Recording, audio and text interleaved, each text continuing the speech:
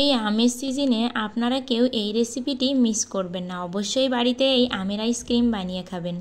নমস্কার বন্ধুরা, জয়ের রান্নাঘরে সবাইকে স্বাগতম জানিয়ে আজ আপনাদের সাথে শেয়ার করব ম্যাঙ্গো আইসক্রিম, মানে আম দিয়ে দারুণ স্বাদের কৌটার আইসক্রিম যাকে বলে। এতটা মজা হয়েছে সত্যি, ভিডিওটি দেখে আপনারাও অবশ্যই বাড়িতে বানিয়ে খাবেন। শুরুতে আমি এখানে হাফ লিটার দুধ জাল করে 1 পোয়ার কাছাকাছি নিয়ে চলে এসেছি। তারপর এর ভিতরে মিষ্টি স্বাদের জন্য দিয়ে দিয়েছি চিনি। আর এখানে এই মালাইটা তৈরি করার জন্য আমি এখানে দিয়ে দিচ্ছি গুড়। গুড়টা ভালো করে এর সাথে মিশে গেলেই এর ভিতরে আমি এখানে 10 টাকা দামের 2 প্যাকেট গুঁড়া দুধ ব্যবহার করেছি। আমি এখানে গুঁড়া দুধটা ভালো করে এর সাথে নেড়েচেড়ে মিশিয়ে নেব।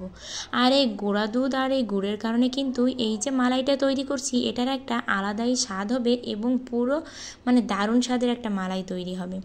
এবার এটাকে ভালো করে নেড়েচেড়ে আরও খানিকটা সময় জাল করে নেব। নিয়ে দেখুন ঠিক এরকম গ্রেভিতেই আমি মালাইটা নামিয়ে নেব।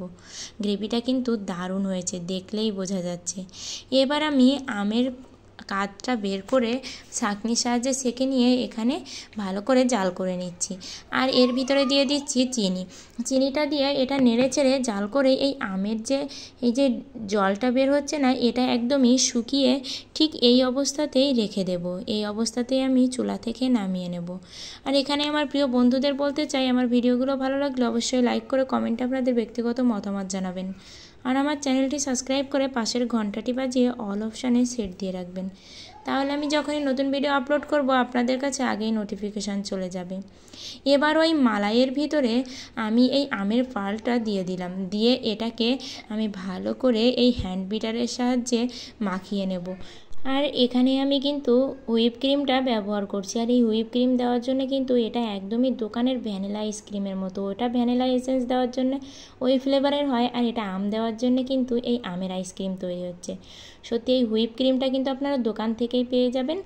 দোকান থেকে ওই যে কেকের যে ক্রিমটা হয় না, এটা কিন্তু সেটাই। আর এবার এই ক্রিমটা দিয়েও আমি এই মালাইটাকে ভালো করে এভাবে মাখিয়ে ফেটিয়ে নেব। আর হ্যান্ড বিটারের সাহায্যে খুব ভালো করে কিন্তু এটা ফেটাতে হবে। আর এখানে না আলোর জন্য কালারটা এমন আসছে, কিন্তু সত্যি দারুণ একটা কালার এসেছিলো, পুরো আমের আইসক্রিম। আর এবার আমি এই কৌটার ভিতরে এই আইসক্রিমের এইটা দিয়ে দিচ্ছি। আর এটা দিয়ে কিন্তু কৌটাটা ধরে ঠিক এভাবে ঝাঁকিয়ে ঝাঁকিয়ে ওই উপরেরটা সুন্দর করে সমান করে সেট করে দিতে হবে, তাহলে কিন্তু দারুণ আসবে। এভাবে নাড়া দিলেই কিন্তু দেখুন উপরের ওটা সেট হয়ে যাবে।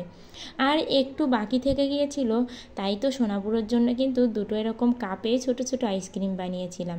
তারপর আমি রাতের বেলা বানিয়ে সারা রাতই ফ্রিজে রেখে দিয়েছিলাম। সকালে উঠে দেখুন কতটা সুন্দর হয়েছে। আর আগেই বলেছি আলোর জন্য কিন্তু কালারটা এমন আসছে। তারপর এভাবে আমি কেটে বাটিতে উঠে উপর থেকে একটু বাদামের কুচি দিয়ে দিলাম। আর যে ছোটো কাপ আইসক্রিম দুটো বানিয়েছিলাম সেটা আমার ছেলের আগেই খাওয়া হয়ে গেছে। আজকের ভিডিওটা এ পর্যন্তই, সবাই ভালো থাকবেন।